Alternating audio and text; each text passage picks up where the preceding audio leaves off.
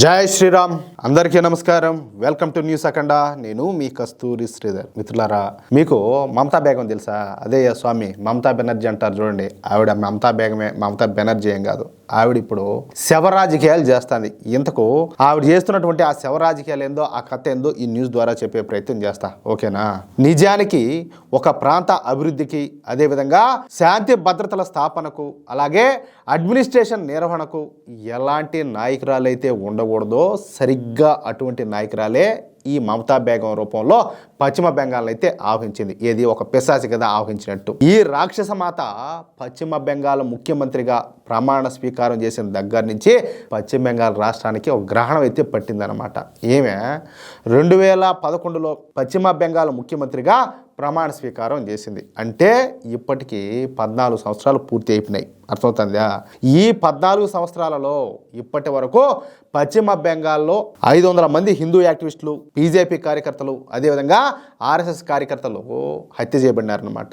ఈ హత్యలు చేసిన వాళ్ళంతా కూడా ఈ మమతా బేగం పార్టీ అయినటువంటి తృణమూల్ కాంగ్రెస్ పార్టీకి చెందినటువంటి వాళ్ళే. 500 మందిని హత్యలు చేసినప్పటికీ ఇప్పటి వరకు ఏ ఒక్క నిందితుడికి కూడా శిక్ష అయితే పడలా. ఆ నిందితులంతా కూడా దర్జాగా పశ్చిమ బెంగాల్ రోడ్ల మీద తిరుగుతారు.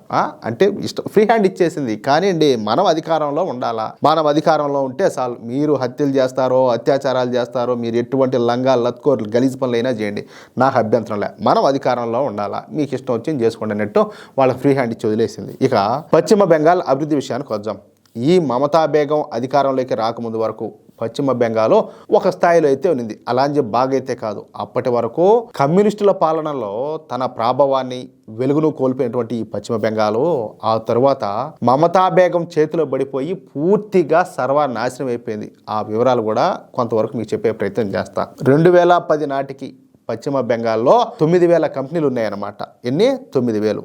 అంతకుముందు ఆ సంఖ్య అయితే అంతకు డబుల్ ఉండేది. అయితే ఈ కమ్యూనిస్టుల దయ మూలంగా ఈ పశ్చిమ బెంగాల్లోని కంపెనీల సంఖ్య సగానికి సగం పడిపోయింది. ఇక 2011లో ఈ రాక్షస మాత అయినటువంటి అభినవ శూర్పణఖ ఈ మమతా బేగం అధికారంలోకి వచ్చిన తర్వాత యూనియన్ల గొడవలు ఎక్కువైపోయినాయి. కమ్యూనిస్టులకు మించి ఈ యూనియన్లు ఈ మమతా బేగం ప్రభుత్వంలో దౌర్జన్యాలకు, అవినీతికి పాల్పడినాయి. చెప్పా కదా, ఏళ్ళ ఫ్రీ హ్యాండ్ ఇచ్చేసింది. ఫలితంగా 2010 నాటికి 9,000 సంస్థలు పశ్చిమ బెంగాల్లో ఉంటే 2024 నాటికి వాటిలో 6,688 కంపెనీలు పశ్చిమ బెంగాల్ను వదిలిపెట్టి పారిపోయినాయి. అర్థమైందా? అది విషయం అయితే. అంటే గత 13 సంవత్సరాల కాలంలో కొత్తగా ఏ ఒక్క సంస్థ కూడా పశ్చిమ బెంగాల్లోకి అడుగు పెట్టలా. కానీ ఉన్న సంస్థలు మాత్రం తట్టా బుట్ట అన్ని సర్దుకొని సంఖలో బ్యాగులు పెట్టుకొని దుబ్బేసినాయి. ఫలితంగా బెంగాల్లో లక్షలాది మంది ప్రజలు రోడ్డు మీద పడాల్సి వచ్చింది. పెద్ద సంఖ్యలో బెంగాలీలంతా కూడా ఇతర రాష్ట్రాలకు వలసలు పోయినారు. ఏం చేస్తారు? ఇంకా గత్యంతరం లేకపోయా, బ్రతికేదానికి మార్గం లేకపోయా. ఇంకొక వైపు ఏంటంటే ఈ బంగ్లాదేశ్ నుంచి వచ్చిన వాళ్ళు, ఆ మయన్మార్ నుంచి వచ్చిన వాళ్ళకు అక్కడేమో పెద్ద పెట్టేస్తూ ఉండే. ఇంకేం చేస్తారు పాపం.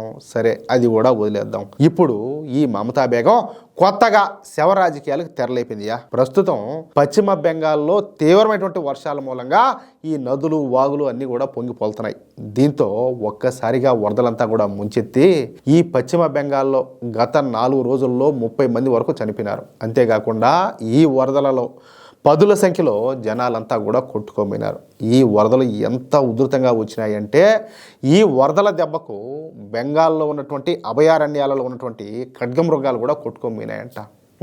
దాన్ని బట్టి మీరు ఊహించండి ఆ వరదల ఉధృతి అనేది ఏ స్థాయిలో ఉంటుందో. అయితే పశ్చిమ బెంగాల్లో ఒక పక్కన వరదల్లో కొట్టుకొని పోతా ఉంటే ఈ మమతా బేగం మాత్రం కలకత్తాలో సాంస్కృతిక కార్యక్రమాల్లో పాల్గొంటా ఈ మైకేల్ జాక్సన్ ఉంటాడు చూడు, అమెరికా ఆయన, ఒక ఆయన్ని మించిపోయేటట్టు హంబా హంబా రొంబా రొంబా తొంబా తొంబా అని చెప్పేసి డాన్సులు వేసింది. నేను మర్చిపోయిన ఆ పాటకు సింగర్ కూడా ఆమె. సరే, ఇక ఈ విషయం పైన బీజేపీ పెద్ద ఎత్తున విమర్శలు చేయడంతో ఇక 3 రోజుల తర్వాత వరదల సహాయ కార్యక్రమాలు చేపట్టడానికంటూ ఎందుకు ఎగ్గట్టుకొని బయలుదేరింది. ఇక ఏరియల్ సర్వే కోసం బయలుదేరినటువంటి ఈ మమతా బేగం అసలు వరదలు ఎట్టొచ్చినాయి, ఎక్కడి నుంచి వచ్చినాయో తెలుసుకోకుండా ఆ నిందను కేంద్ర ప్రభుత్వం మీదకి దోసేసిందియా. జీవితం లేచే ఇంక నువ్వు ఉండేది కాడ నువ్వు ఉండేది ఎందుకంటాలే. విమానాశ్రయంలో ఈ విలేకరుల సమావేశం నిర్వహించి బెంగాల్తో పాటు జార్ఖండ్లో కూడా వరదలు వస్తున్నాయి. కానీ కేంద్ర ప్రభుత్వం ఆధీనంలో ఉన్నటువంటి ఈ డీవీసీ సంస్థ కలిసి పశ్చిమ బెంగాల్లో బీభత్సం సృష్టించినాయంట. ఏం మాట్లాడాల? రాహుల్ గాంధీ ఏమన్నా బున్నాడేమో మనకి ఇంకేమన్నా.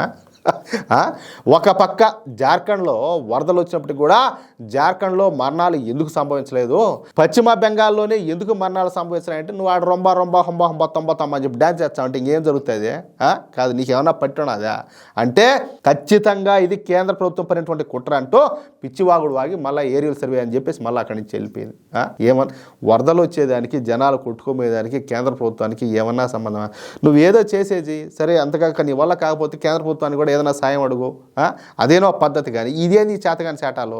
మరోవైపున ఈ బెంగాల్ వరదల్లో సర్వం పోగొట్టుకున్నటువంటి ప్రజలకు నార్త్ మాల్దా నియోజకవర్గ బీజేపీ ఎంపీ అయినటువంటి ఖగన్ ముర్ము అలాగే ఎమ్మెల్యే అయినటువంటి శంకర్ ఘోష్లు సహాయ సహకారాలను అందిస్తూ ఉంటే ఇదే మమతా బేగం వాళ్ళ మీదకు 500 మంది రోహింగ్యా ముస్లింలు పంపించి అతి దారుణంగా దాడి చేయించింది.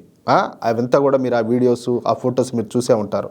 ఈ దాడిలో బీజేపీ ఎంపీ అలాగే ఆ ఎమ్మెల్యేలకు ముక్కులు మొహాలు పగిలిపోయి ఊళ్ళంతా రక్తంతో తడిసిపోయింది. ఈ దాడి చేయించిన తర్వాత మళ్ళీ ఇదే మమతా బేగం మాట్లాడతా ఎవరో కూడా ఎలాంటి అవాంఛనీయమైనటువంటి సంఘటనలకు పాల్పడొద్దు, అందరూ కూడా సంయమనం పాటించాలని చెప్పేసి ఒక లంగా స్టేట్మెంట్ ఒకటి ఇచ్చింది. అది సెక్యులర్ పరిపాలన అంటే, ఇవి శివరాజకీయాలంటే. అవునా కాదా? బెంగాల్ జనాలకు ఇటువంటి విషయాలపైన పెద్దగా అవగాహన లేకపోవడంతో ఈ మమతా బేగం ఆడింది ఆట పాడింది పాటగా సాగుతుంది. ఎలాగూ వచ్చే సంవత్సరం జరిగేటటువంటి ఈ బెంగాల్ ఎన్నికల్లో ఈ అభినవ్ సోపనక్ అటువంటి మమతా బేగం ఓడిపోవడం ఖాయం. ఆ తర్వాత జైలుకు వెళ్ళడం కూడా ఖాయం. ఎందుకంటే ఏమి చేసినటువంటి స్కాములు ఏమి చేసినటువంటి నేరాలు ఏమి 1-2 కాదు, 100ల్లో ఉన్నాయి. అక్కడ కావాలంటే ఏ జైల్లో కూర్చొని హంబా రొంబ తొంబ అని చెప్పి డ్యాన్స్ వేసుకోవచ్చు. అది విషయం. అయితే మిత్రులారా, ఈ న్యూస్ కనుక మీకు నచ్చినట్లయితే ఖచ్చితంగా ఈ న్యూస్ను నలుగురికి షేర్ చేయండి. అలాగే ప్రతి ఒక్కరు కూడా మీ యొక్క అమూల్యమైనటువంటి అభిప్రాయాలను ఖచ్చితంగా కామెంట్ రూపంలో తెలియజేయండి. నేను అడగడమే కానీ మీకు ఏమైనా కామెంట్ చేసేదానికి చేతులు రాలేదా, లేకపోతే ఏం పెట్టినామలే అనిపిస్తుంది ఏమో, కానీ చాలా మంది కామెంట్ చేసేదానికి కూడా ముందుకు రావడంలే. మీరు కామెంట్ చేస్తేనే కదా ఒక మంచి చెడు అనేది నాకు అర్థమవుతుంది.